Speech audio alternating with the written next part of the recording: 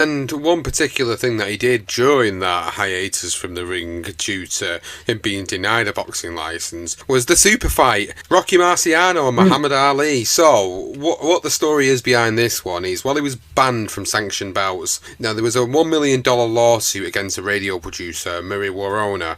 So he decided to settle this lawsuit by accepting a $10,000 fee to appear in a privately staged fantasy fight against the retired champion Rocky Marciano. So in 1969, the boxers were filmed sparring for about 75 one-minute rounds, and they acted out several different ways this was going to end, and the whole thing was it was going to be a computer-generated result at the end of it by all these different filmings that they'd done, all these different scenarios of how this could possibly go there, and obviously Rocky Marciano retired an undefeated heavyweight champion of the world at 49-0.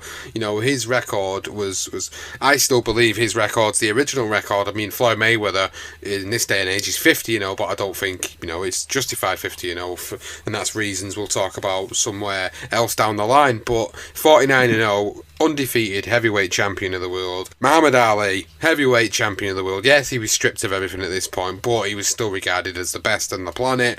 And they went and did this video, which was a huge deal back then, because when it eventually went on to be released in 1970, it was shown in movie theatres, so people were going to the movies to watch this particular thing, a computer simulated fight between these two who would just basically sparred a load of rounds together. So there was two versions. There was a USA version where Ali actually lost in a simulated 13th round knockout, but there was also a European version which Marciano lost due to cuts, which was also simulated. So it was quite funny, because Ali suggested that it was quite prejudice when determining the defeat in the US version of it. It was reported to jokingly say the computer was made in Alabama. So he was always witty. He was always great at bringing out these fantastic quotes. But the super fight, I have actually watched it. The super fight. I have actually sat down and watched the super fight. I've got to be honest.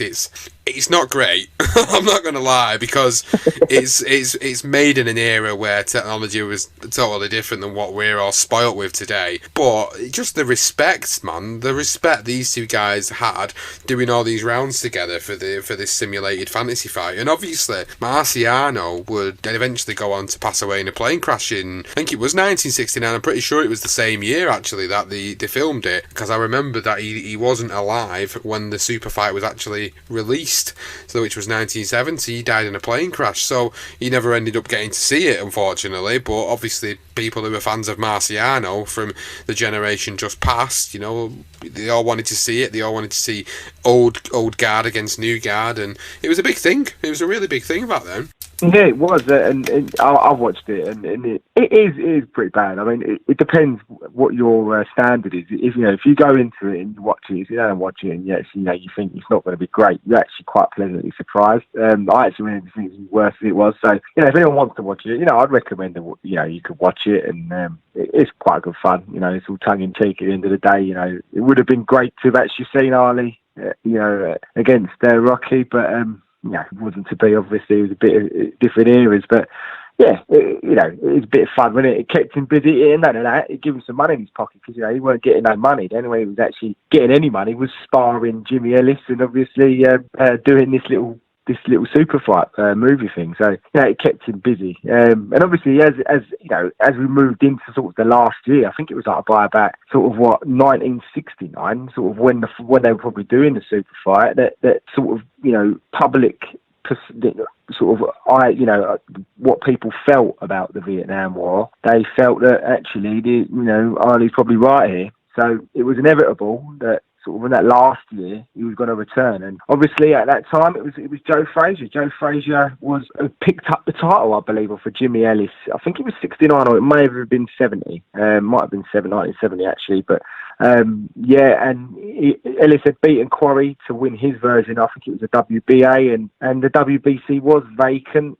and then they put the WBC on the line to unify, and obviously Frazier was the unified champion. Obviously, everybody at the time was saying Muhammad Ali is the true champion, Joe Frazier isn't. So it was building lovely, bubbling nicely for when inevitably they were to share a ring a year later.